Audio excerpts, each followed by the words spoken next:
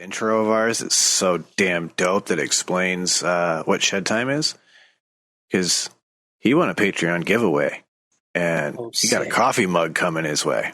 So hell yeah. Shout outs to Lee. Shout outs to the homie Lee. Big love. So glad he got to win this one. And with that, I think it's a great time to kick off a podcast. What do you boys say? Dude, I'm a dab down and I'm getting ready to fucking fill up a bowl for the bowl volcano. Yes. I'm warming up the bowl right now. As our friend Mr. Kevin K coined the term, I'm going to take the gondola up to mountain high. Ooh. And on that note, this is a Shedtime podcast.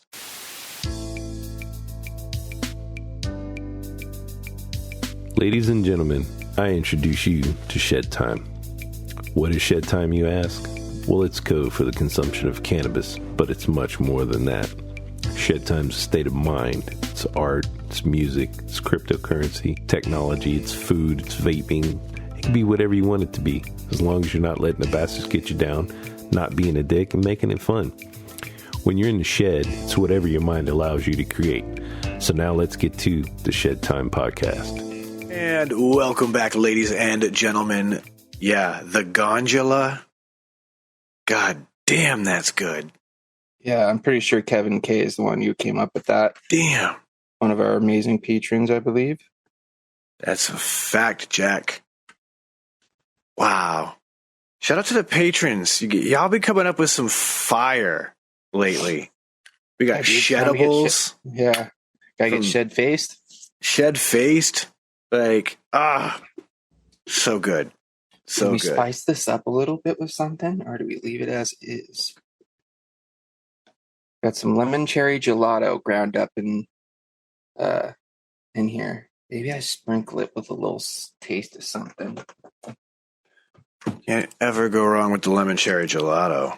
Dude, this stuff from Bear Labs, Sean, is probably some of the better lemon cherry gelato I think I've had the pleasure to try. And dude, you know what I want to put in here?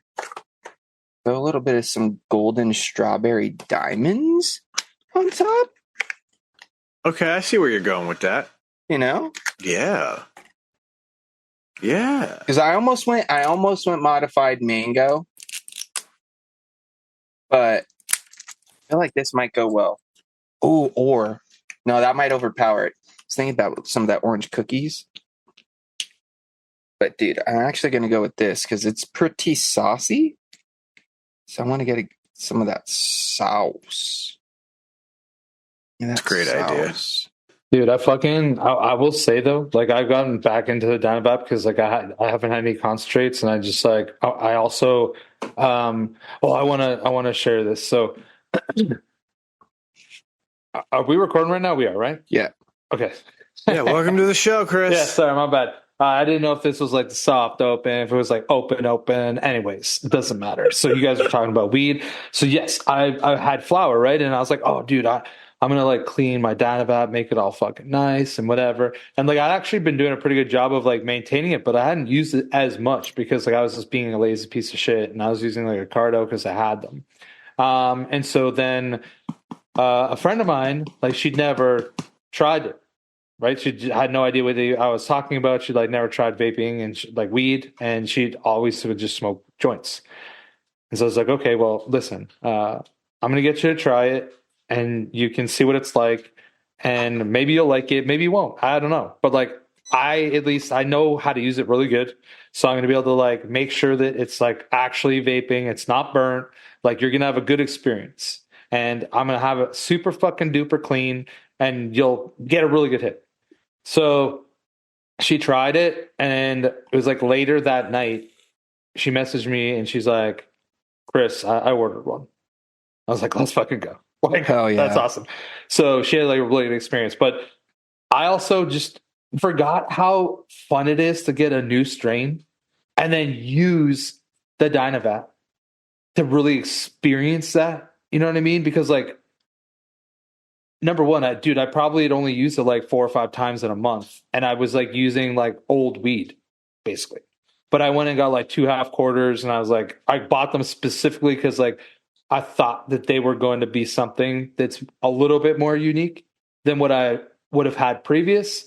And then I also got like a gram of like a GMO cookie, which I obviously know what that tastes like, but I just wanted to do it. And so like I've been loving it. I've been loving it, dude. Like I forgot how like a perfectly clean Dynavat with like a nice new strain, like how much of it you can honestly taste. Like the terpenes you get, like even just down to the difference between like what the hits like when you use one strain versus another, when everything is basically equal, right? You're not working through like a clogged or sort of clogged or like kind of rezzed up bowl. None of that shit. It's fucking glorious. And so actually I've been oh,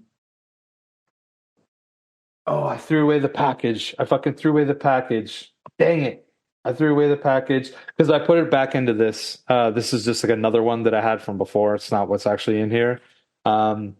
I just like pulled the Bovita pack and then put in the Bovita pack because like the packages come with Bovita packs in them. And I really wish I could fucking remember what it was. But I do have the other one. I haven't opened the other one. I just bought them last weekend. All right. Actually, full disclosure, I've already like vaped through a half quarter since fucking Sunday. Attaboy. That's crazy for me though, for real. Like that's like a lot. You know why, Chris? Because I've been stressed the fuck out, honestly. That's probably why. I'll tell you why, bro. It's because you've been on them carts, dude. So your tolerance is up. Oh, it could be that too. Yeah. Oh, so I have Star Walker. That was one thing I was going to ask you because I knew that you recently busted the Dynavat out. I was going to ask you if you noticed the difference, and I think that answered my question. It could, but I've been like really stressed, and I've been like really smoking a lot too. Like I've been, or So it could be whatever. I think it could be a combination. Yeah, like maybe I would have went through like a 20 sack or something, but like I've almost went through double that. But yeah. I think that like the stress, but it's been helping with my stress. Like obviously, I mean, I've still been able to like sleep, like thankfully. But there's a million things on my mind right now. So, I mean, the fact that it's still kind of doing that for me is great. But yeah, dude, it's not like I ever fell out of love with the Dynavat at all. I think that I was getting frustrated because I continually was breaking O-rings. Like, dude, I've went through like fucking 6 or 7 sets of O-rings. Like, I don't know what I do wrong, but I do something wrong. It doesn't make sense to me. But when I cleaned it this time, I managed to do everything. It didn't break anything, so that's good. And yeah, dude, I'm back in love with fucking Dynavat. Like I'm gonna hit it whenever I'm done just talking about like how amazing it is. Because I'm also not high, so that might be why I'm talking so much. Shut up and take a hit, bro. Yeah, dude, for real. Shut the fuck up. Myself, one of us talk for a second. Jesus, I got myself some of that Realm cannabis, and this is their Glue 4, which is actually a slightly sativa leaning Glue 4. And I actually like this. I'm not a big Gorilla Glue fan guy, but this GG4 from these guys is a nice cut. I don't hate this one. The head high is just right. Like it definitely has that mood elevating aspect, but I don't get the like heavy center of the forehead, third eye like buzz that some sativas can give. But later I'm going to dive into some more of that Tower 3 because you guys know I talk about these people all the time. I found their Cold Snap, and this shit is nuts. TAC of 39.9%. Damn. We got THCVA coming in at a 1.1 with THCA at 33.7. CBGA's a whopping 4.4. Like, and 1.8 on the terps with limonene, myrcene, linalool, and pinene coming in as some of the toppers. It's been a pretty tasty strain too, especially, of course, out of a fresh bag. But speaking of terps, the terps in the grow room right now are out of control. It's It's been exciting. I got my hands on a jeweler's loop. So that way I can like really look at the trichomes, and we are fully milked out right now. It is so goddamn exciting.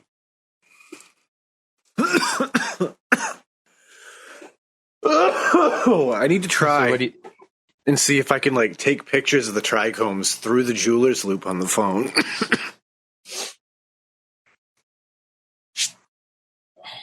You know what? I didn't think about it. I should have kept.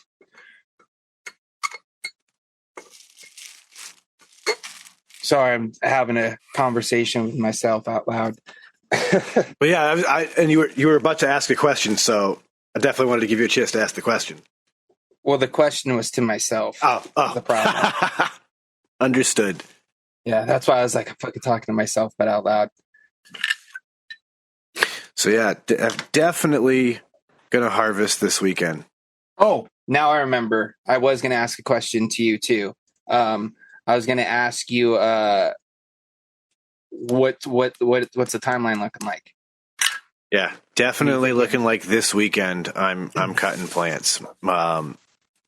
We're basically there. Like I said, we're at that point now where for the last 2 or 3 days straight, the soil's not holding any more water. Like we are completely flushed now. So we're going just over 2 weeks now of a flush of just nothing but clean water. So we're there, man. Like I said, all the trichomes are milky. I'm not seeing a single clear trichome on any of the buds, on any of the plants I'm looking at. And even on like the lower buds that like... those are the ones you really got to get down and look at because they always are slightly just a tad bit behind. Well, absolutely. They're getting less light down there. So yeah, even like the lower buds, like, yeah, maybe the very lowest ones might not have as much milk to them by the time I cut them down, but we are pretty much there. So now I just got to go get my cool mist humidifier so I can start playing the balancing act with the dehumidifier and the humidifier to just properly maintain my humidity level during the dry out.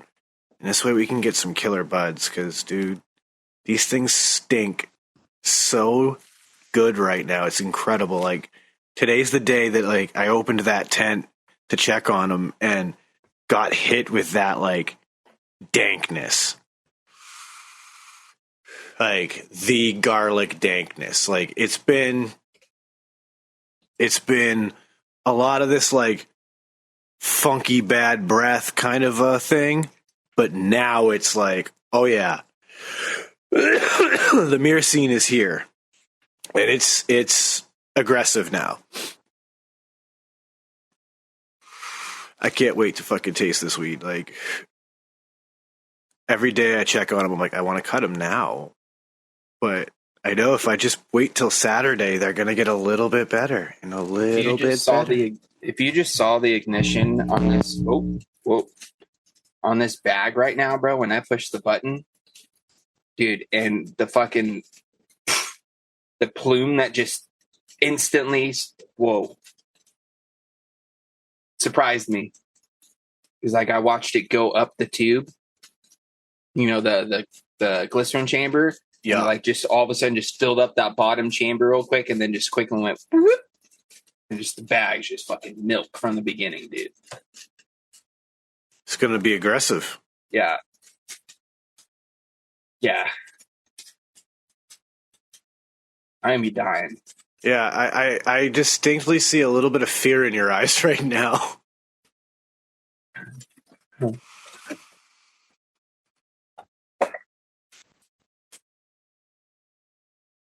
Yeah. I see why. That's extremely milky for a cold bag. Cheers. Milk City, baby. For those who don't get the opportunity to watch us, that bag is almost paper white, full of vapor. Dude, and it is so tasty too, bro. The mix of the lemon cherry gelato with a little bit of that strawberry or golden strawberries, dude. It's hitting. Not only that, bro, but I'm taking fat rips off of this. Like, take one and then try to get it to where it stays on video for the patrons.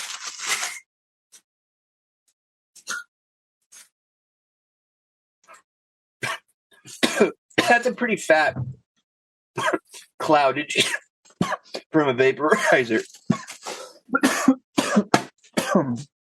Ooh. But man, dude, I'm telling you, there's nothing better than vaping your weed. There's just nothing.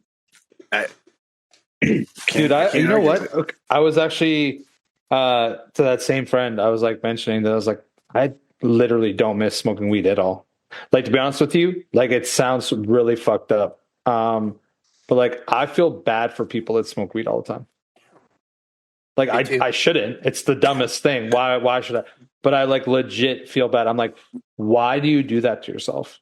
Like, and they probably don't fully even appreciate it. I didn't. I was like, I was even like saying actually to her that I was like, so I was like really against the Dynavap. Like, I didn't really want to try it. And then it just happened that I ended up getting one. And I was like, well, I mean, I need to try it.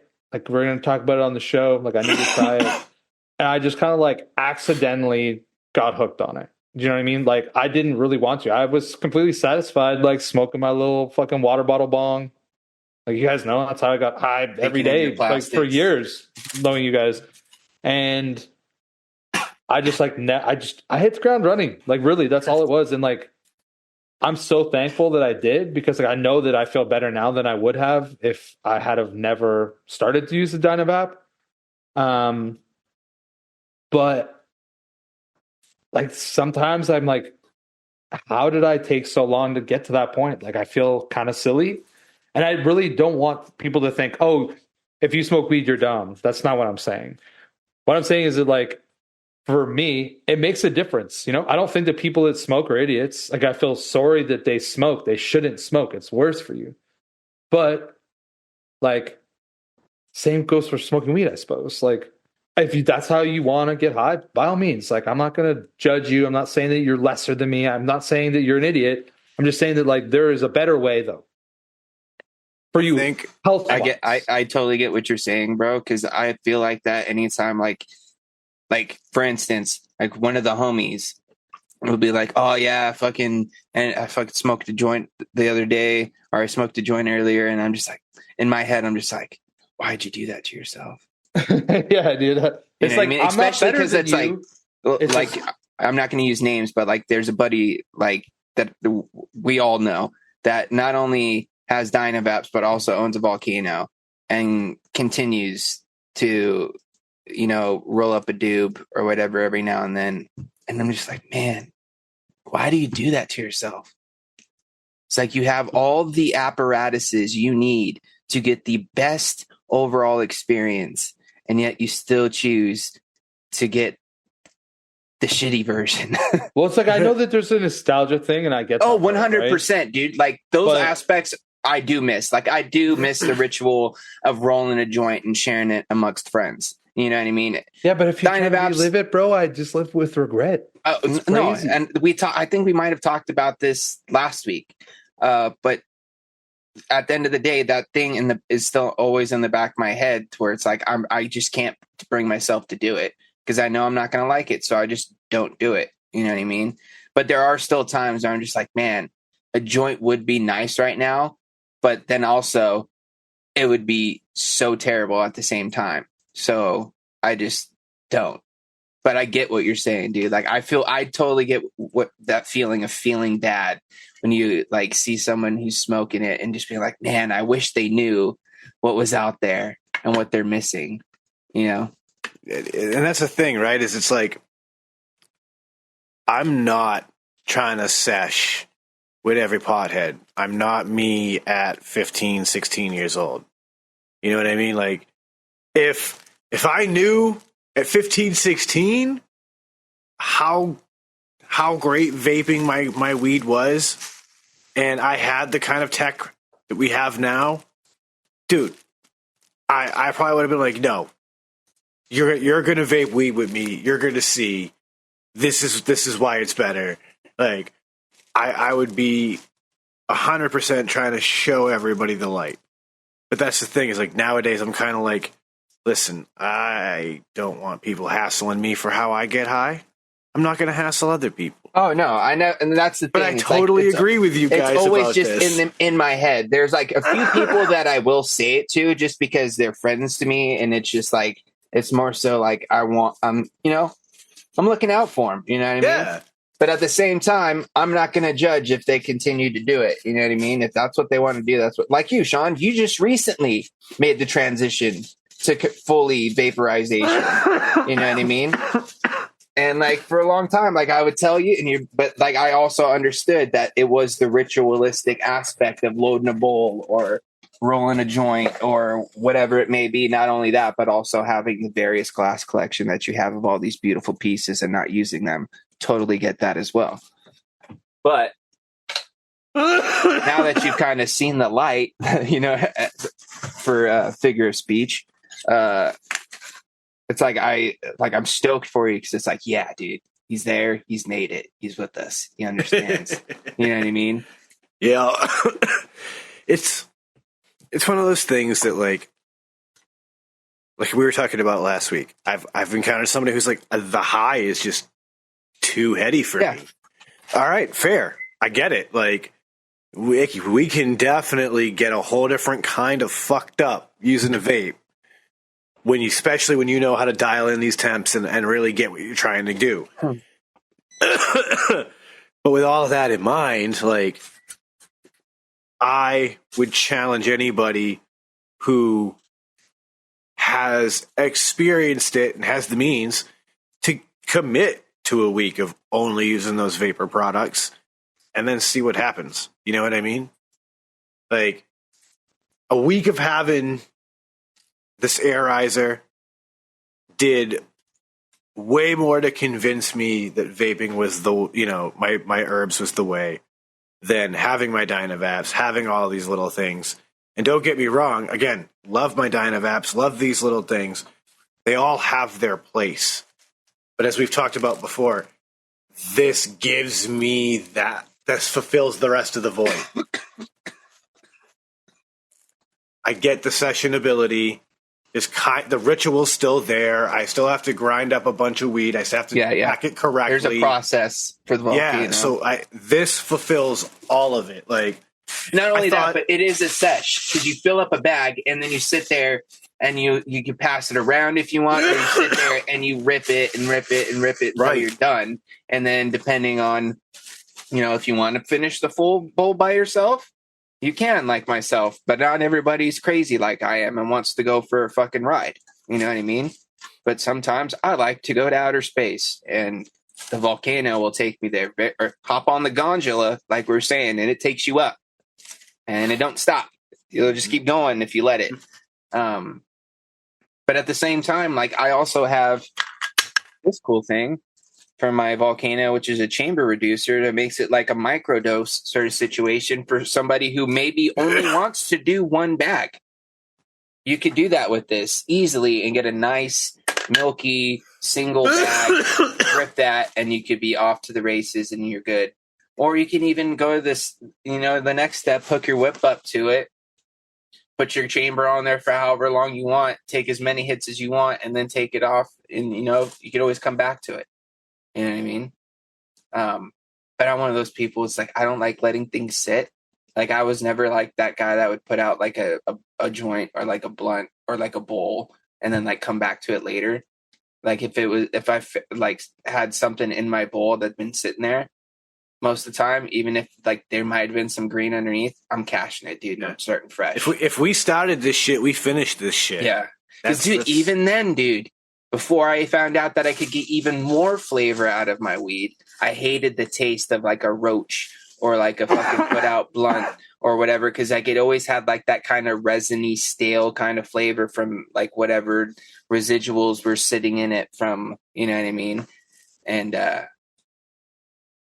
yeah, dude. Don't know where I was going with that. High thoughts, that's all. Talking terps and the fact that bags are better. Yeah. But yeah, I enjoy it, man. I do. And they can still get you. I mean, you hear me hacking up here.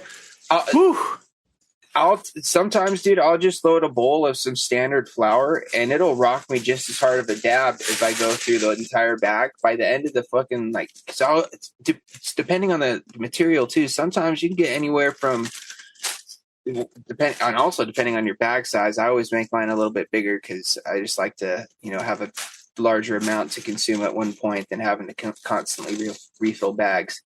But dude, I'll be fucked up after like 3, sometimes after 2, and I just continue to go just because, like I said, I don't like to let things just sit. Because we started this shit, so we got to finish it. We got to finish it.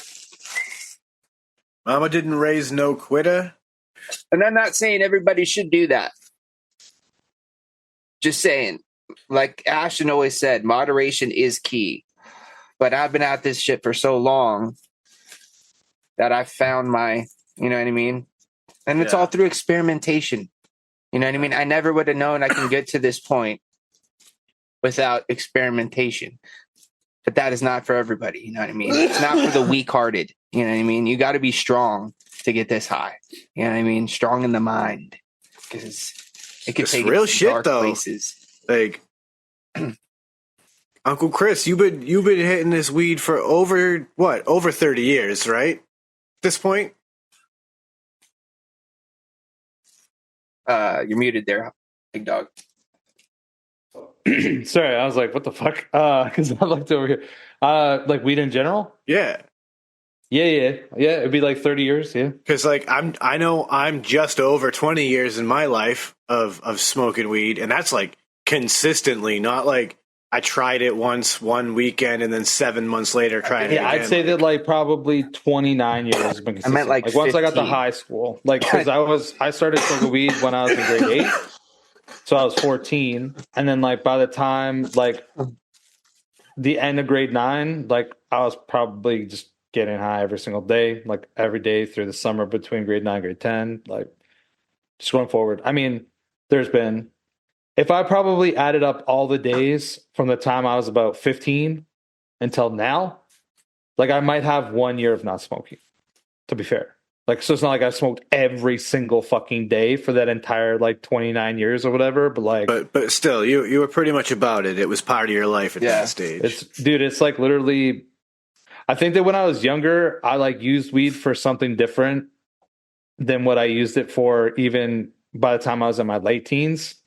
Like when I first started to smoke weed, I was just like smoking weed because like I wanted to get fucked up and like I wanted to like not feel, you know what I mean? Like whatever, like just, it's like you could just not feel worried about saying the wrong thing. You could not feel, bad about the fact that like you were skipping class and fucking not doing homework, or like not feel that like you're going to get home and get like smacked around because like you fucked up at school so bad that like you might get suspended. Like those are the reasons why I would have been smoking weed. But then by the time I was probably like 19, it was not the same. I was not thinking about those things. I was like, I need to like get fucked up because I have to work tomorrow, and like I don't want to fucking go to work, or like I get fucked up so I can go to fucking work because I fucking hate every second that I'm there. Like, and then obviously I would drink a lot too. Like that was like more along the lines of what I was doing when like we'd get really fucked up, but then I would want to smoke weed too. And I don't know. I think the core reason why I smoke weed is because I'm an angry person, like internally all the time. Not so much nowadays. It's kind of changed. But growing up as a kid, like especially like around the time where I picked up smoking weed, I was mad at the world, dude. That was when I like right at, like a year or so after like my heart surgeries and stuff. And I was just mad at the world, dude, for a while. And that's when I started drinking and smoking, cigarettes, weed, whatever, dude.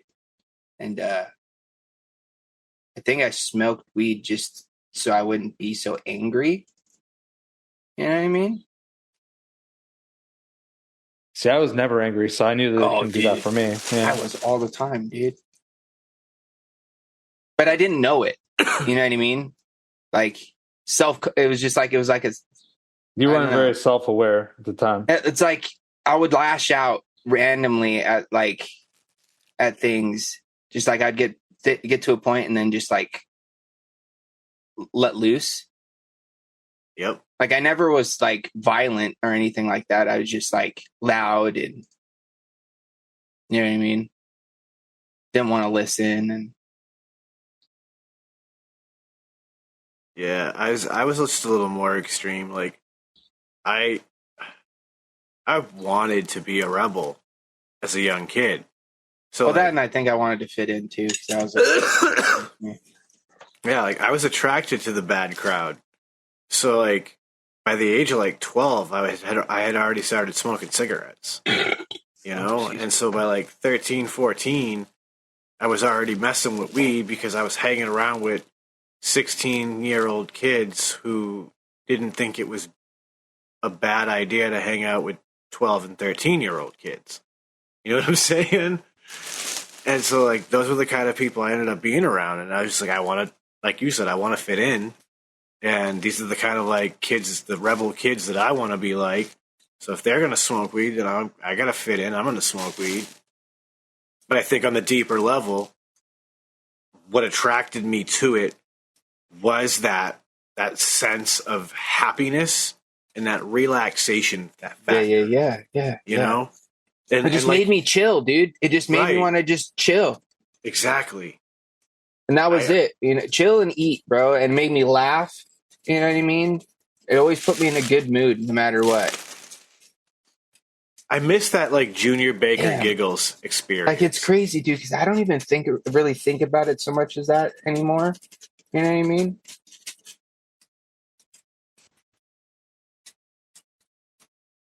Yeah, like dude, I remember this self-reflection right now is kind of blowing my mind, dude.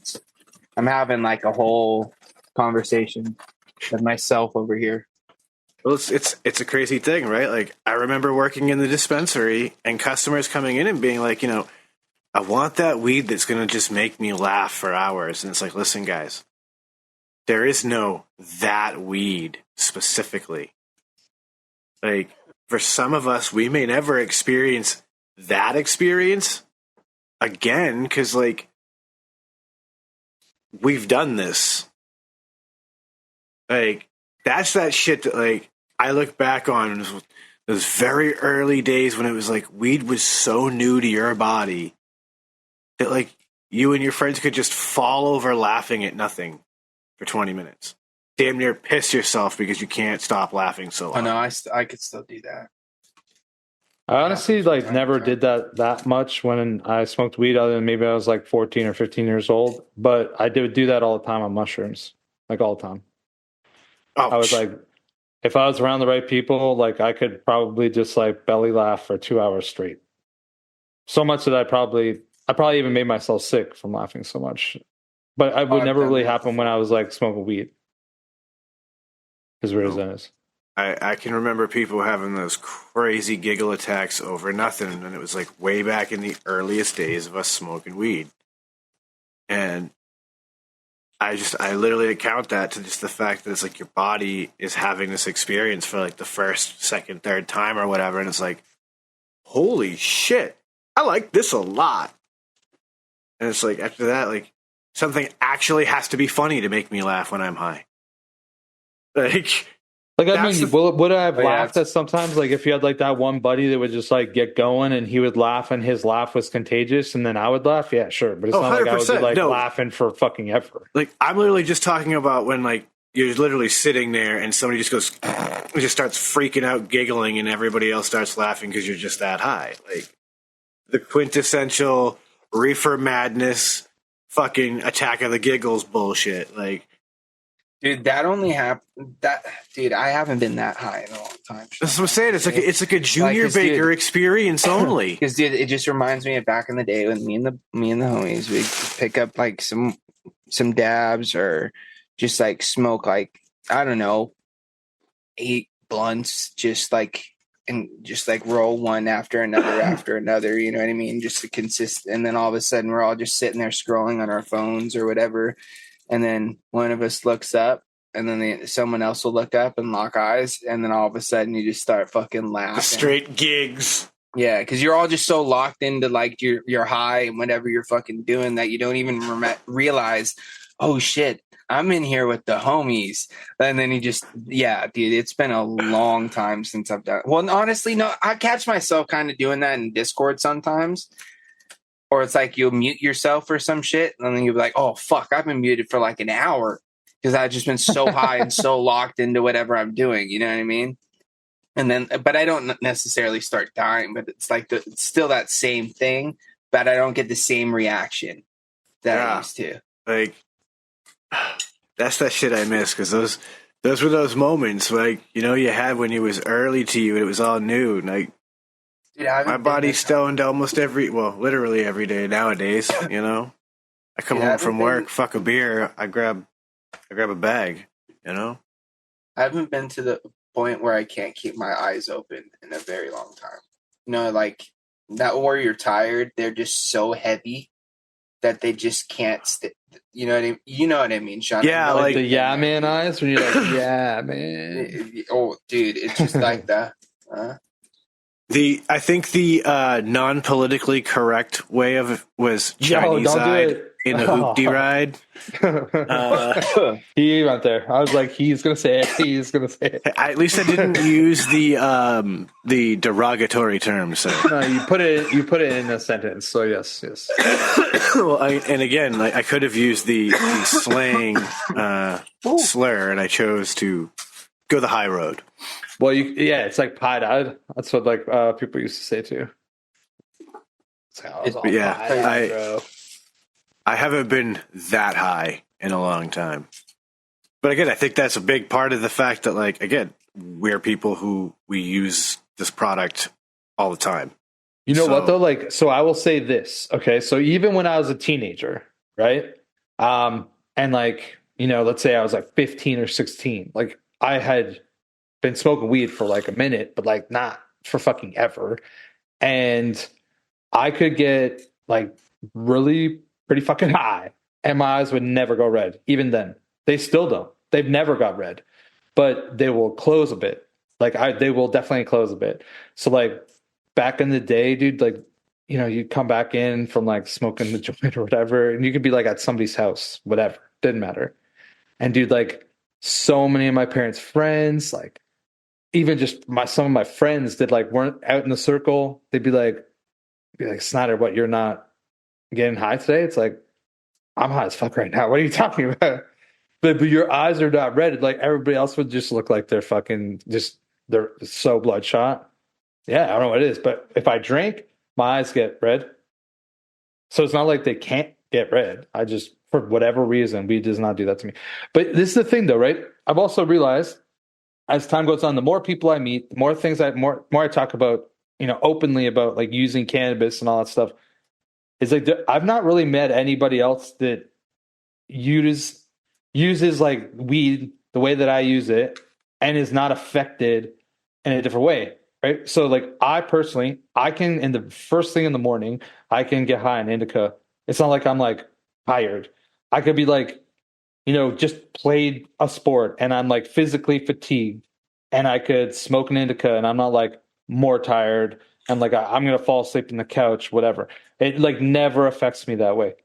I can like smoke whatever. I can vape like 3 Dynavap bowls in a row. I don't think I'd want to drive, but I could play catch. I could go play like frisbee golf. I could go fucking snowboarding, whatever. Wouldn't matter. I'm not going to be like too lazy to do it. Like I'm very motivated. Like if you wanted to go for a hike, I'd be like, let's go for a hike. Like the only thing I might be like, I might be physically limited in this hike, but I would be physically limited if I was sober. So it's not going to change me. And yeah, it's weird. I don't think it's actually that weird because I'm convinced to an extent that a lot of it is in people's heads. That they've just been told for so long that indica means in the couch, man. That like they just immediately associate the two. Because the thing is it can take you there depending on certain strains and the makeups of them and how much you consume. You know what I mean? But I'm also with you, Chris. I'm one of those people too. Like I prefer it just because I prefer how it makes me feel. You know what I mean? It's a different feeling. It's more of a body thing. It's not so much of a mind thing. You know what I mean? Like it may slow down my computing process. You know what I mean? But I'm still able to do it. You know what I'm saying? For me, that's like what I need, though. No, well, I'm like just saying, that's like, when I can personally. I'm saying for me personally, that that's the only time that I can really concentrate on like a few things. And like you guys know me, we'll be like recording the podcast. I'll be like checking the internet. I'm involved in the conversation, and I have fucking Spotify playing, dude, and like I might even text somebody, and I'm like I never lose any spots. But if I was sober, dude, I'd be like going fucking crazy right now, just sitting here being like, what the fuck? Like, I can't do enough things for my brain to concentrate on the fucking podcast. No, I get it, dude, because I'm similar. Because I catch myself, dude, this is the thing that happens to me, bro. This is how just like ADHD I am. I'll be like opening up Call of Duty while hanging out in Discord, getting ready to play with the boys. But I've got a video clip playing up on my uh, monitor up here. And then I start looking at that, and then all of a sudden, like a ding or something happens on my phone, and I start scrolling on my phone, and I get lost in my phone for about 10 minutes, and I'm like, oh shit, YouTube, what was going on YouTube? And I scroll on YouTube for about another 10 to 20 minutes, and then I look down, I'm like, oh fuck, Call of Duty's open? Oh yeah, shit, I was about to play Call of Duty. And then I start playing Call of Duty for a little bit, and then in the middle of Call of Duty, I'll start watching a video. That's what's up. I'm just like, and see if I'm like nice. I and need high, something though, to do with like my hands. 3 things. Dude, the thing is you give my hands something to do, dude. I'm locked in, dude. I feel like that's why I was picked up guitar, and guitar was a thing for me for a long time because I could give my hands something to do, dude. And I feel locked in for like I know a good like couple years. I was just like locked into it, dude. That was my thing. And then vaping, bro. Give me vaping, bro. It started with rebuilding shit and all that. You know what I'm saying? All this stuff. And now it's just like if I don't have anything to do, it finds the mouse and it starts going places and starts clicking things and scrolling things, or it goes over and grabs my phone and we start opening the apps or opening emails and scrolling through my email 4 or 5 times a day. I don't get that many cool emails. What am I looking for? Oh, dude, I almost never do. That's like off my radar. Yeah, so but I check it like 3 times a day, and it's the same emails that were there the last 2 times I checked. Or you might get a few more junk emails where they're like, "Yo, there's a discount right now. Yeah, check this out." Yeah, it's like I can't just not do anything, bro. It's kind of ridiculous. Your case, I never really realized it until you brought it up, and I feel like that's kind of how I am. My hands have to be doing something if I'm awake. Otherwise, I feel like I need to lay down and either take a nap. Oh, James, sorry. Here's the deal, bro. I'm going to tell you something. Okay. So when I was your age is like kind of when I realized that some of these things were the way that I was. And up until that point, I thought that literally everybody lived the exact same way in their brains that I did. Like I literally thought there was nothing wrong with me. Like there's no way. Like everybody does this.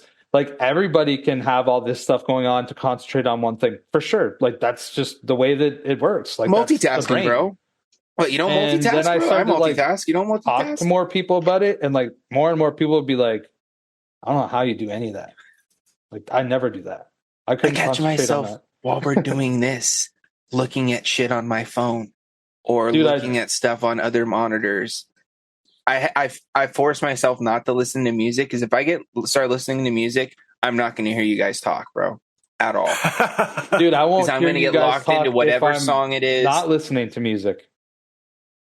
Because I'll be just in my brain. I'll be like thinking about like, what do I have to do tomorrow? This and that. And like, I will be just. Trust me. It happens to me right now. While you were saying that, I was thinking about something completely different than what you were saying. Luckily, I heard what you were saying, but I know, like, I get that feeling because I do that shit too. But like, this is the one, like this show and the green room. Like those are like the 2 times where I can be unplugged from whatever's going on and just be focused on a conversation. I so badly want to film us doing a 10-minute meditation to see what happens. No, Oh, maybe. I'd 10 try it. minutes, bro. Sitting try here it, but doing 10 nothing minutes, for that's a 10 lot. minutes, bro. You know how long that 10 I'll fall minutes is asleep. gonna, dude. I'll fall asleep. Guaranteed, bro. If I'm not moving for more than Like, you 5 want me to sit there with my eyes closed for 10 minutes, not listening to music, doing nothing, but just sitting there with How like much my more time hands we on have? my Should we try it arms? now? Let's do it right now. No, I'm all right. So Oh my God, no way. we'll make it at least a slightly more bearable. We'll make it a 10-minute guided meditation. So there's also some whack job give hippie me who's some, Okay, I'll honestly, do that. if you can give me some audio to listen to, Yeah, and like yeah, maybe I'll some do that. instruction on what to do, I might be down. Honestly, here's the I would thing, just Sean. love to see the three of us fidgeting in our own ways, like. No, but listen to this, Sean. This is actually it's kind of ironic that you're bringing this up because I was literally thinking to myself yesterday, maybe I should start meditating. I was I'm on gonna my be way honest home. with you, like the it's good gateway for to you. I was on my way home that. for work, and I'm just like, dude, like you're in a good spot right now. Like I'm feeling good. Let's try to keep keep the vibe alive. Keep this vibe going somehow. What is it that we can change or maybe implement that could maybe just help keep some zen?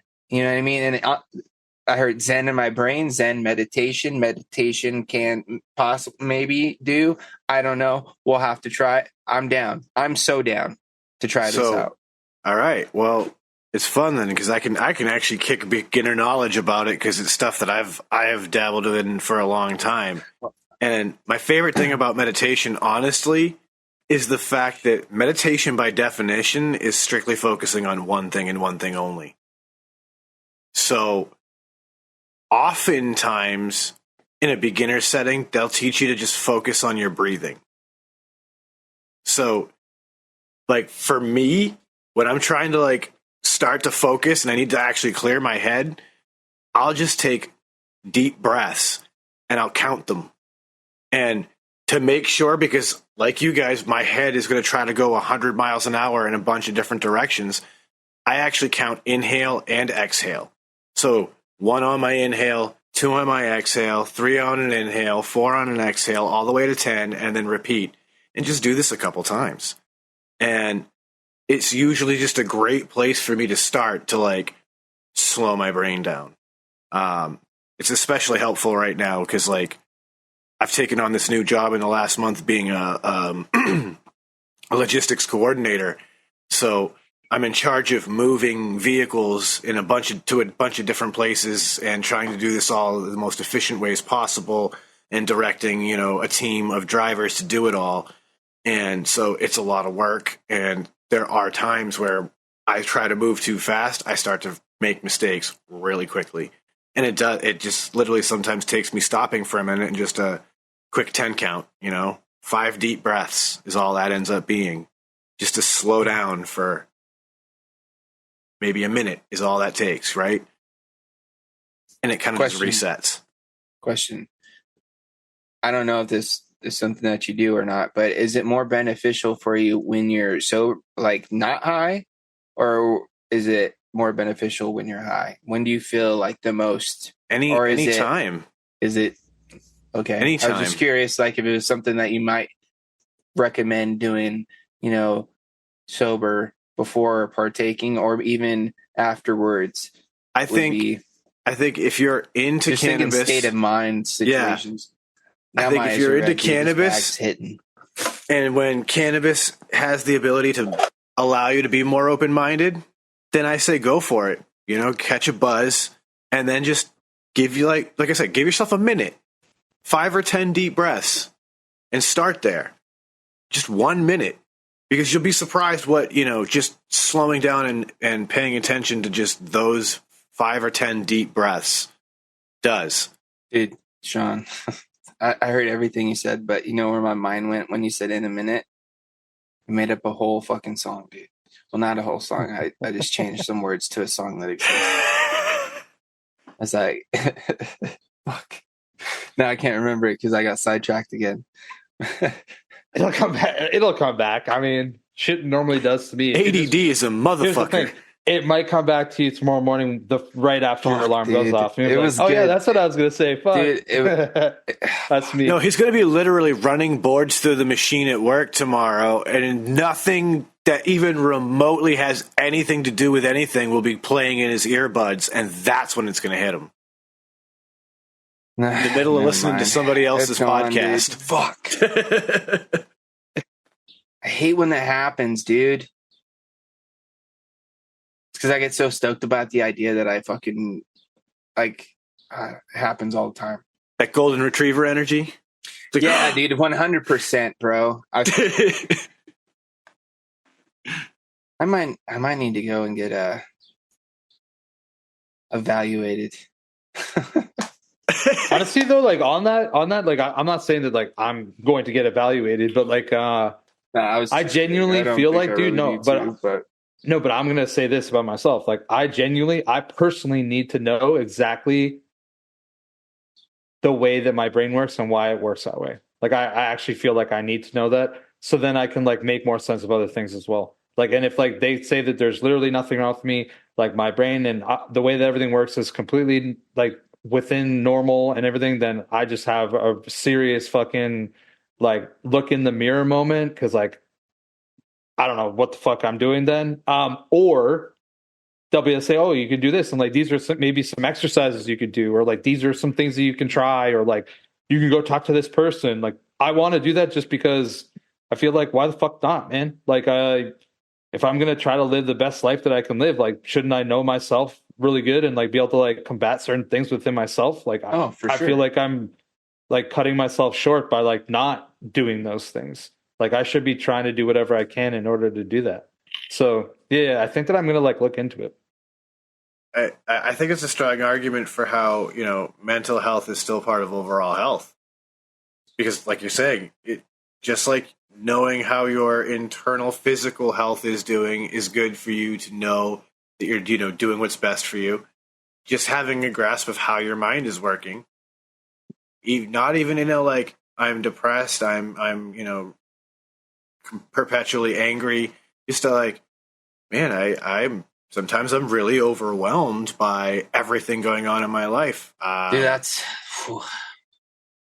We live in a world that is fucking crazy, and we have a lot of shit that goes on in our lives, and it is not uncommon for us to be like, God damn, dude, this is a lot. Yeah. I feel that 100%. I feel like that's a lot of my things more so nowadays than like more, you know, back in the teenage angst maybe scenario. I don't even know what was going on during that time. But yeah, Chris, you're probably not like on the wrong, you know, track, you know, if that's something you want to look into, dude. That's honestly something I've tossed around in my head quite a few times, but never have, you know, pulled the trigger on, you know, booking any sort of appointments. Which is something, dude, I'm terrible at, because like I've been meaning to make like an appointment just to get like physically evaluated, you know what I mean, so I can get back to like seeing a cardiologist, you know, and all that sort of shit, just to see how the old ticker's doing. And dude, I've had insurance for fucking too long to not have taken advantage of it, you know what I mean? So it's like, fuck, what am I doing? So maybe I'm gonna make sure I do that tomorrow. Yeah, man, I just, like I said, I feel like, you know, so many people do things. They'll be like, I'm going to fucking lose weight this year. Like, I'm going to walk and so I can be more healthy. I'm so much like, talk a lot of times. Well, not even that though, bro. Like the reason why some of those people might not do it could be the fact that there's something that they could work on mentally, and that would fucking happen. Like that's, so it's like, I don't know. It's like trying to fix everything on a car, but the motor doesn't fucking work. Well, maybe you need to fucking get the motor working, and then you can figure out all the other shit. Or maybe it has nothing to do with the motor, and it's just you got a fucking terrible fucking transmission, and your head gasket's about to fucking go. Or it's just the wiring's all bad. Or you're running on two fucking flat tires. What the fuck you think's gonna happen? Yeah. So like, and I think that that's also the mindset that I have. And I really don't know why I didn't do it before, or like think about it before. I have no idea. Like I said, maybe I just thought that like everybody was like that, and like everybody would think the same things that I would think, and like. And then there's a lot of people that probably do, dude. There could be, and there might be people that have like managed to deal with it themselves and not thought about those things. But like, I don't know. Dude, that's the crazy thing about the fucking human mind, bro. Is like we all have one as far as like human beings go, right? But we all have different personalities, different interests, different fears. Different just like all these different things going on in the same. It's kind of crazy to think about. And everyone's brain operates differently, and to the degree that like their motivations, there's a percentage of people who don't even have an inner monologue. Yeah, they don't have that inner voice that they talk to themselves with. It doesn't happen to them. There's a whole percentage of people. It's more visual than visual thinkers. So like, I'm kind of a mix of both at times. There are people who can't like. They can conceptualize, but they can't just like close their eyes and like in a movie, boom, this is what they're imagining in their brain, and they can turn it like it like some people can't do that. They can just maybe conceptualize a shape and how it might work, but they can't project a 3D image in their own brain. Is there like a percentage of people that can do both? 100%. Because I feel like that's. I'm sure there's people who can do more. Because I do a little bit of both. I definitely like have conversations. I guess I think it's myself. I don't know if it's necessarily my mom. I don't know how it works. You know what I mean? Well, that's the thing, right? My. It's like I don't necessarily hear a voice as much as I just hear the words in my own voice. Sort of, right. That's what we often describe as our inner monologue. It's me as I'm thinking to myself. All right, bud, we got to go over here and do this. And then when we're done with that, then we can go do this. And why are you doing that right now? Because we still need to finish that part. Like, that discussion that's going on in my head, that's the inner monologue. It happens a lot to me when like people like when I'm talking to people, because like either I'm repeating to myself what they're saying, or I'm already thinking about what my response is going to be. Or in some cases, you're like, God, this guy's an asshole. We should just shut that, the fuck or up. It's just like, oh, I have something I thought of. Hopefully, I don't forget it. Okay. Did I lock my keys in the car again? Fuck. That voice. And then I start thinking about, okay, where are my keys? And then I start imagining my room and like where things are and where was the last place that I remember putting it down. Or like even when it's like I'm thinking of. Like for when we're doing picture this, for instance, I'm thinking in my head of what I kind of want the image to look like, and it never ends up coming out like that because I don't know why, but I know what I'm going for, but it doesn't end up going there. Picture this, man. Or other things too. It's like if someone's explaining something to me, like I can kind of paint the picture for myself. You know what I'm saying?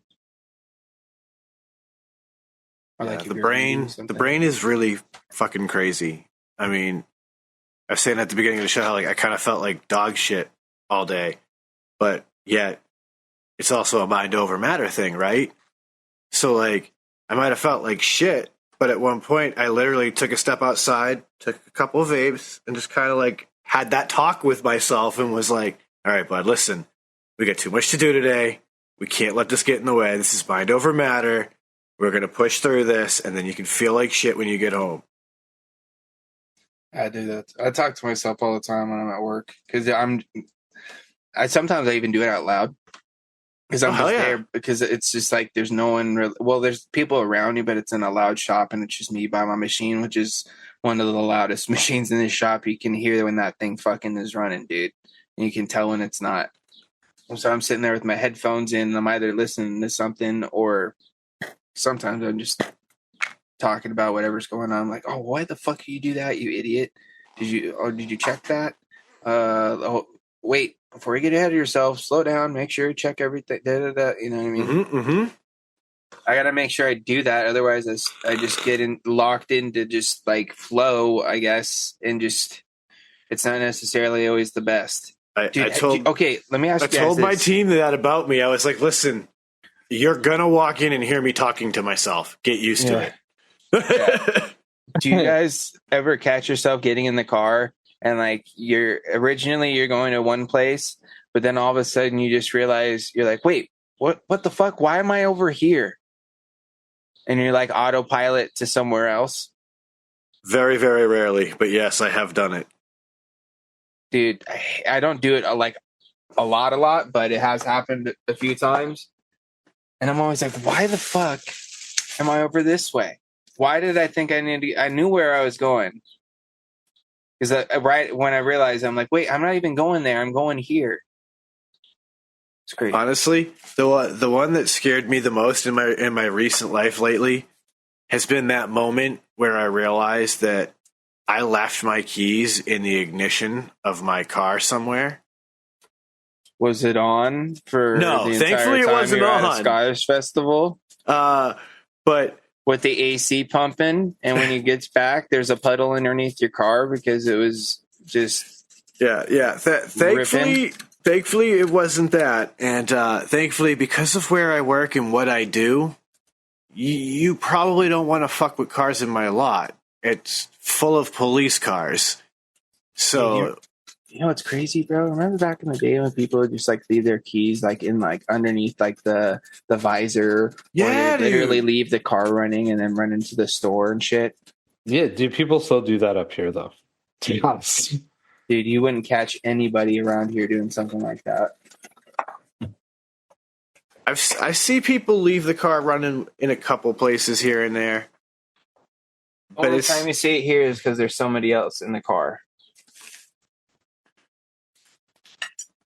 Plymouth is thankfully not too bad. I still think it's a bold act because it's not like we don't have crime around here. It's not like somebody isn't above hopping in your car and taking off around here. These things have happened and they continue to happen.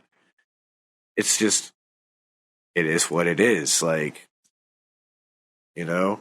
Only time I'll do it is like if I'm in my own driveway or if I'm at like somebody's place that I know and I'm like just gonna run in for a second. You know what I mean? Yeah. Yeah, like I see people do this shit at like a gas station, like to run in and grab a pack of smokes or something at the convenience store. I won't do that. Yeah, I'm like, that shit's brazen. I wouldn't do that myself. I don't even feel comfortable leaving my keys in the car if I pump my gas and then I'm going to run inside after. Oh, no, because I lock my car whenever I step away from it. So I'm just paranoid. I've never had my car broken into, knock on wood. But it's just, I don't know, dude. Man, better safe than sorry.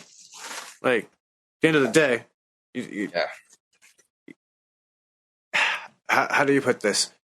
Locks keep honest people honest, right? So if someone's determined to break into your shit, they're going to break into your shit either way. Mm-hmm. But the vast majority of people who rob cars are opportunistic. So if your doors are locked, they're just going to move on to the next car. It's too much work to break windows and all that. It's a lot easier to just open a car door and get some noise. It's a mess. Yeah. Well, dude, there's like people that might just like walk through a parking lot checking every single car door. They do. 100%. So yeah, they're not going to stop and break a window. They're just going to be like, there's still 100 more cars to check. Yep. Like, dude, they don't so crazy to think about. I mean, my mind does not work like that, but like you saying it is like, oh yeah, somebody would totally do that. Why wouldn't they? Yeah, 100%.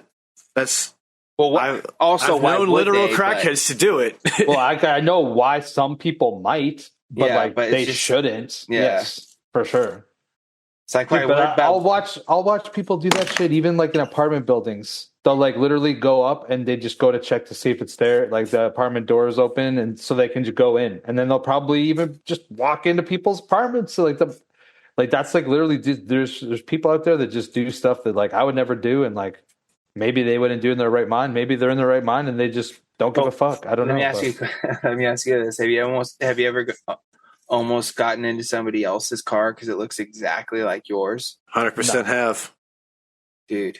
I haven't, but it's funny you say that because I saw like it was like a reel or something, and it was this woman she like went to go get in her car, and she like goes and sits in the car, sits down, and she's like, she noticed that there was like some feature that her car didn't have. She's like, this is not my car. And she gets out, and it's like a 4-door version of her car. It's like a black Lexus, and then she got into a black Lexus with 2 doors. And she just like fucking bailed out of there. Yeah. Yeah, I've seen this one. Done it. But yes, I've never done that. I've seen this one this other time where it's like this dude, and he's like driving back to this place. He gets out and the lady's there, and he's like, "I am so sorry." He's because their cars were literally like the same make, model, color, everything. The only thing that's probably different is like whatever's going on the inside. You know what I mean? And like, dude, it was fucking funny, dude. Because he like pulls up and he's like, "I'm so sorry." She's like, "Don't worry." She's like, "It's happened. Yeah, I'm sure it's happened before, or it's happened before, or something like that." It's like, dude, how crazy is that? Well, this is a thing. And then I almost did it the other day at Subway. It was probably like a month or two ago. It wasn't even the same car. Like it was the same color, but it was like one spot like next to mine, and I wasn't paying attention when I walked out, and I almost sat in. And I was like, "Oh fuck!" And then I closed the door real quick, and then ran over, got in my car real quick, and just tried to get out of there before anybody saw me because I was embarrassed. I was like, "Oh, hurry, quick before somebody sees." Something that the car manufacturers really wouldn't want you to know is that in some of this key fob technology, it is especially easy to make this mistake and still drive away with somebody else's car. Like, you know, if you have let's say you have a Dodge Durango and you got into the wrong Dodge Durango with a key fob, it's very possible that you could still start that Dodge Durango and drive away. And if you didn't know, you technically just stole someone's car. Yeah, it's a thing. It could happen. It's very possible with this key fob technology to have these things occur. And it's pretty crazy to know. I was literally just discussing it with a guy today whose whole job is keys. And he's like, it is possible that you could have the wrong key to the car where like the actual key blade itself wouldn't work in the door. However, you'd still be able to start the car and drive it. That's pretty crazy. I've always kind of thought that. I was like, what happens if somebody's just so happens to be programmed to the same shit by accident? 100%. You know what I mean? Like 100%. It's entirely possible to happen. And even more so is like, I feel like at a certain point though, like if the keys have to be different though, because like the actual like they should be cut different, but maybe you could just jam it in there. Who knows? Well, no. So here's the thing, right? Like, yeah, the key blade itself will be specific to the car lock. Although, again, it is still plausible, not likely, but plausible. I feel like if it's like a push button, you definitely you can get away. No, is the problem or no problem? I mean, no easy. Yeah, because like if it will unlock the doors, then it's going to start the car if it's push button. Well, not only that, but again, what happens when it's push button ignition, same car, same make, model, or whatever that you have, right? And they didn't lock the door, so you just open the door because you didn't lock your door either.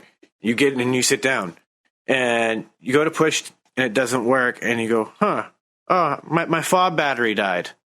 So you do what you're supposed to do when your fob battery dies so you can still start your car. Car starts up because that's what it's supposed to do. And now you drive away. You have no fucking idea you just stole somebody's car. Yeah, you will, because after a certain point, the car will shut off because it's too far away from the fob. No. Because you just tricked it with your incorrect fob. I've literally just had this happen to a customer in my business that I work for, where we had to, well, it didn't happen to them, but we had to determine that that wasn't the case. But it's entirely possible where you can start a car by holding the fob in the correct place and then start the car. And even though it's the wrong fob, it'll drive. You won't be able to lock the doors. You won't be able to do anything else, but you will be able to transport that vehicle. If you lock the doors, when you get out from like, manually hitting the button inside, close the doors, you're fucked. You aren't getting back in that car now. But if you did manage to get into it while it was unlocked, can you imagine that?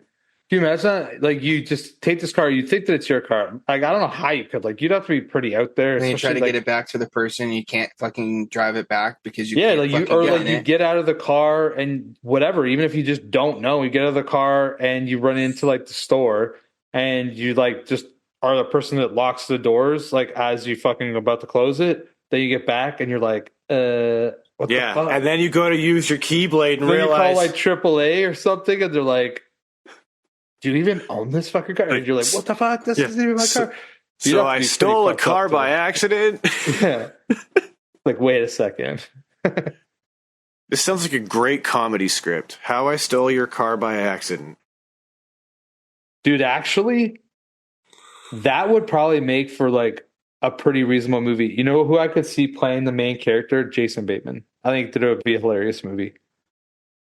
If like he stole a car, because like nobody would think that he's really a thief, because like it's Jason Bateman. I mean, yeah. You know whose car he stole? Who's? Ashton Kutcher's? I can't. I remember his name now. Oh, are you talking about Will Arnett? Yes, dude. Because that'd be hilarious. I would watch that. Give me a little fucking Arrested Development, but like fucking accidental GTA. I would actually watch that movie 100%. Hollywood, I know that you at least have one person listening to the show. So just, I don't even need credit. Just maybe like tag me when it comes out. Yeah, can we just get a cameo? Like we could just be in a background scene getting stoned. That'll be our payment. I think that's fair, right? We came up with this brilliant idea. We could just be in the background of a scene being stoned. We can collect a little royalty check off that. It's worth it. I'm here for it. Like, for sure, I'm here for it. We'll be sitting outside the grocery store, like Jay and Silent Bob style. When Will Arnett walks out and realizes his car is gone. Yeah. Oh yeah, dude, that guy fucking drove off in like fucking 5 minutes ago, bro. That was your car, dude? Just two like Honda Accords parked next to each other. Oh man, bummer, dude.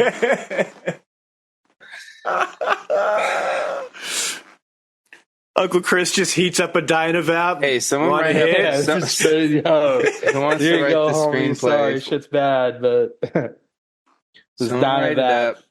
We'll pitch it to Netflix. Oh man.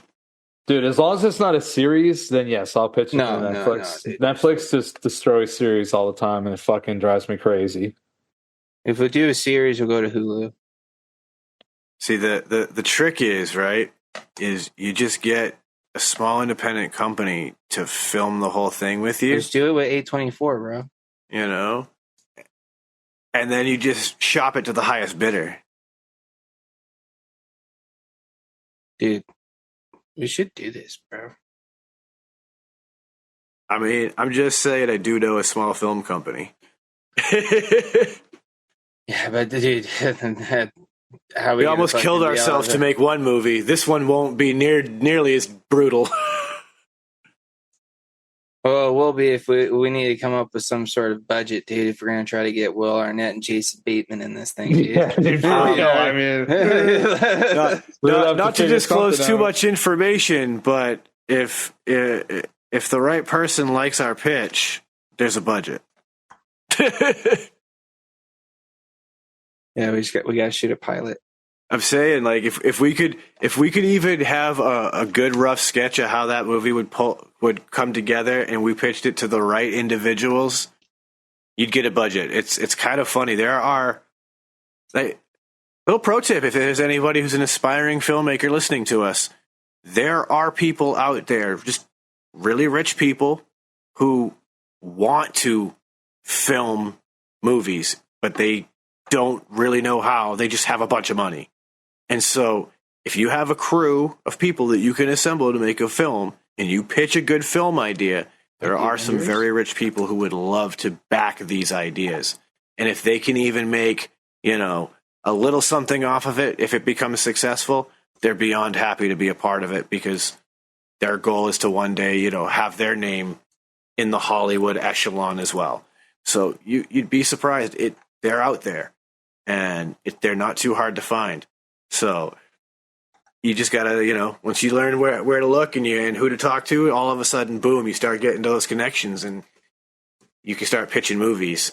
And that's how you get these guys like, Seth Rogen, who could write some great comedies in his college dorm room with his buddies and then start making films and become one of our generation's, top filmmakers in his field. Crazy. But you can do it too. And that's my inspirational thought for the day. Yeah. I'll back Sean up. Yeah. This is coming from an IMDb filmmaker. I have one movie on there, and no one can watch it yet. Still, because nobody's picked it up.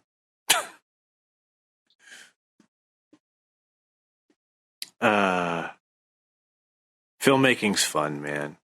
I think. Dude, okay, sorry, Sean. I'm sorry to interrupt. This has very much to do with what you're talking about, and I want your opinion because of your credentials. So, like, let's just say, okay, let's say that I'm like, okay, I have $75,000. Okay, I'm going to try to make a fucking movie.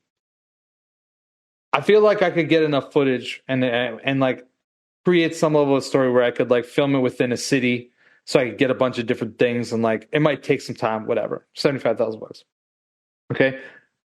If I felt like it was like not the worst fucking movie, like there was like shit executed pretty good in the movie, like for a $75,000 budget, whatever. Could you not just like create a YouTube channel and like run it? And you could be like, it could be called like Overdrip Studios, and like I just put out movies on that and like get the views and like maybe gain traction that way. Like you could do that as an aspiring like filmmaker, right? Well, like, that's like what a lot of people do, bro. Yeah, that's how a lot of, especially nowadays, some of these people like the A24 guys, like I think it's them, like the two, or not the A24, but the two dudes that did a movie with them. I forgot what it was. Fuck. But anyways, there are these two young dudes that were just making YouTube fucking videos for the longest time, and then eventually tried to fucking break into, filmmaking and like actually making a feature length film, and ended up making this movie that like fucking was shown at like Sundance and like was actually like a super good. I think it was like a horror movie or something. I'm not sure, but there's all kinds of people that start off doing shit like that and then eventually end up making movies or end up even making small like indie movies like on the side that aren't like ones that you'll necessarily see in the theaters, but that may like go to like some sort of festivals or end up being YouTube movies and shit. Like, dude, there's all kinds of stuff I've watched on YouTube that are just some fucking people that got the equipment, figured out how to use it, and then just started filming some shit. Like there's these guys that are called Bat in the Sun Studios, and they used to do these things called super power beatdowns or some shit where they'd put like different like superheroes against each other and like actually like film action fight scenes with like these people playing like the characters. Like, so it'd be like a Captain America versus Superman or some shit. And they'd get a guy to dress up like Captain America, and they do like fucking legit like action scenes, you know what I mean, with like special effects and all this stuff. And then they ended up filming a movie that's on, it's not out yet, but it's supposed to actually, it was supposed to have like a theatrical debut or like at least show in some theaters. It's called Legend of the White Dragon, and it was like a spin-off, like well, not a spin-off, but like their own interpretation of like a Power Ranger movie with like the original Green Ranger before he passed.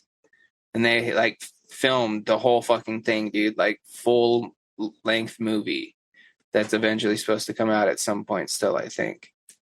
But yeah, they started off with just doing that fucking YouTube stuff with like getting people to do these fucking action fight scenes, and then eventually decided to come up with a full movie. Yeah, it's entirely doable. Like, a lot of people get their start that way. It's also a grind, right? Like, that's the trade-off.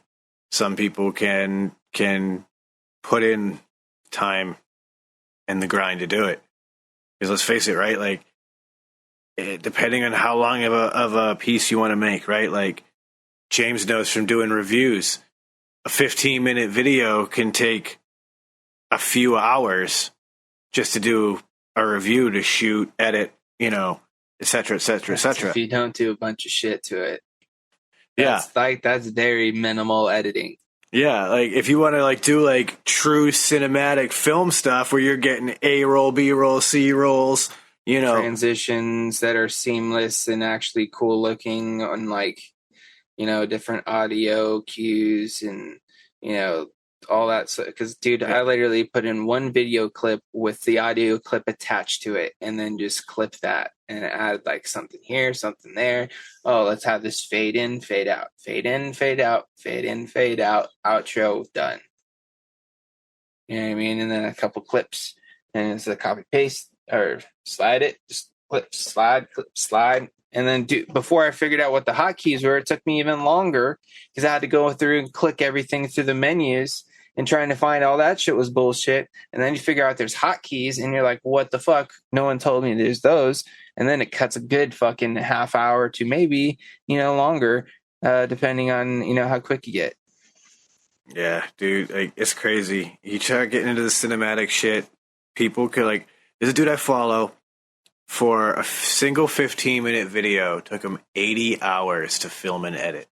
Dude, yeah, I was just going to say, and it doesn't even count the amount of time it takes to film it to get a take that you enjoy enough or think's good enough to use. And the worst is when you think you got something good enough and you put it in the editor and you find out that you missed a word, forgot to say something completely that was of importance in the video. Your focus fell out. Exactly. The microphone's not plugged in correctly, so the audio's not working.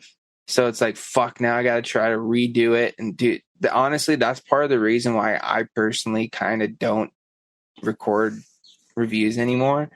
It's because like there was a point where I enjoyed it and I was having fun, but I think it's just because I was just like real passionate about like creating and like trying to like get out there and do stuff. But dude, at a certain point, I was just doing it on things that weren't really like interesting to me, so I wasn't really excited about doing the videos. And at that point, it wasn't so much fun; it was more work. And I was like, fuck, so I got to go to work and then come home and do more work. But when before it was like, I got to go to work and then come home and do something that I'm stoked about and, used to be kind of fun. And now it's just like, fuck, dude, it was like a chore. Yep.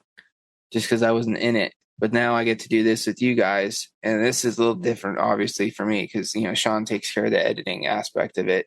Or even like the green room, just like being able to like create live content where it's just like, here we are, let's go, this is it. Like that's definitely more my vibe because I feel like I can be more myself and I'm able to maybe say what I want to say without having to overthink it or trying to remember what I want to say because it's just more organic. It's just like, okay, this is what it is, and just like let it flow, Yeah, that's the thing. I was never like a script writer, and it's not even so much like a script writer. It's just like trying to like remember key points of things that you want to say about a product. Like, but that's my point. Is like I would, if I were in that position, I too wouldn't have a script to go off of. It would be like it would all be off the top of the head. And then just rambling at a certain point, and I say the same thing 3 or 4 times, not realizing that I mentioned that already. I don't need to say that again. And then it's like, fuck, so I'm going to clip out this, clip this out, clip that out, clip this out. And then what I thought was going to be, maybe, 20-minute video ends up turning into like a 15 to 10-minute video, sometimes shorter, depending on like how much I end up cutting out. Yeah. But filmmaking is a grind. It's a lot of fun, but it's a grind. if you've got the time and the passion for it, dude, I totally get it. Because like there was a point where I kind of had that, you know what I mean? And I'm glad that I did it because now I have the knowledge, and if I need to do it, I can. And the cool thing about it too is the fact that I ended up getting into it. I was able to help my dad out with something back when he was working before he retired, and help him put like a slideshow video thing together, and help him, clip some audio clips, you know what I mean? To where it was like, more concise and to the point, and not so many ums and pauses, and you know what I mean, to kind of keep it, you know what I mean, it's more professional, and help made him look good, you know what I mean. It's a great talent to have. But dude, honestly, that was like a real cool moment for me. I was like, "Fuck yeah, dude! I'm so glad that I learned how to do that." But with not all for me, of that, but for my dad. We're gonna bring it to a close and Love you, pops. Pull a quote from our great friend Swags and say, "Don't let your dreams be dreams, friends." Yeah, dude, Swags, love you, dude. With that, Chris, you know what to do. Yeah, okay, well, thanks everybody for tuning in. Appreciate you guys all. Of course, check us out Friday nights on the Green Room, Frames Jenkins Vapor YouTube channel. Go to shedtimepodcast.com.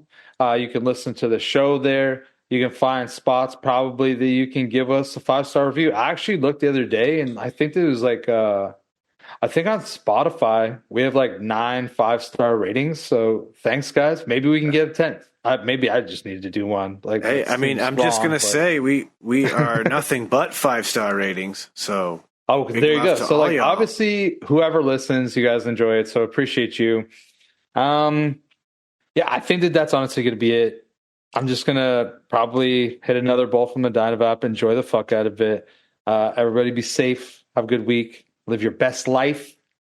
James, go ahead. As always, shout out to all the Shedheads for tuning in and support us. Greatly appreciate you guys. Make sure you go over there and check out the shedtimepodcast.com for all of your links for everything that's been mentioned here, as far as Patreons, the Green Room, like Chris said, over there on Fridays on my YouTube channel. Of course, just here in the shed doing what we always do. So and as I always do, sending out nothing but positive vibes, crisp high fives. Don't forget to tell somebody you love them. And as always, a little bag or dab will do ya. That's a fact, Jack. And yes, one more time, big thank you to everybody out there, Shedheads everywhere. You guys are the friggin' best. We love you so much. Don't forget, you can head on over to shedtimepodcast.com. Link to the merch is there as well. You can cop yourself one of them sweet-ass Shedtime hats, the Shedtime shirt, and so much more. So with that reminder, I'm going to tell you, don't let the best get you down. Be cool. Don't be a dick. And whatever it is that you do, be sure and have some fun, because it's the Shedtime Podcast, and we're about to roll on up and roll on out.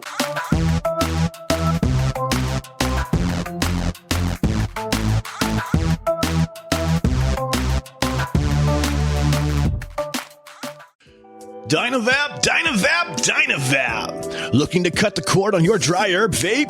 Dynavap. Trying to get the best taste from your herb? Dynavap. Ready to take your sesh to the next level? Then meet Dynavap, the best way to vape your flower or concentrate.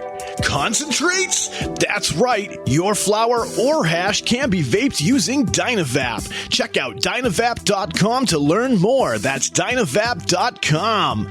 Lose the ash? Dynavap. What's going on, Shedheads? It's your boy, Frames Janklin. Are you looking to step up your match game or have a raw copper, brass, or stainless mod or RDA that you're absolutely tired of polishing? Then you need to go and hit up my man Ashton of Palmer's Powders.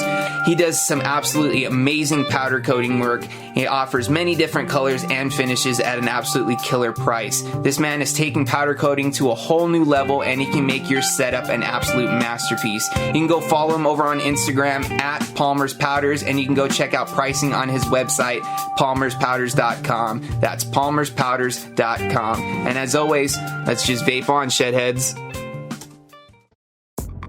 I want you to think of your favorite rebuildable right now. Yeah, okay, so you have a layer cake in your hand, and now you're about... Oh, sorry, yeah, that's not everyone's favorite. That's just mine. So think of your favorite rebuildable atomizer. Think about how good of a vape it produces for you. Now, take that and amplify it. And the way that you amplify that is you put in some Breezestone coils. Breezestone coils are handcrafted in Adelaide, Australia. They're made from some of the finest quality wire that you can get. I believe it's Wire Buddha. You take those coils, you take them out of that phenomenal packaging that clearly shows how much care that Adam puts on the quality of his coils and the insurance that you get them in good shape. You put them in that favorite RDA, and guess what? You have coils that now sing better than Celine Dion. Go check out Breezestone coils. You can find them on localvape.com and also steelvalleyvapors.com. Suck, dude.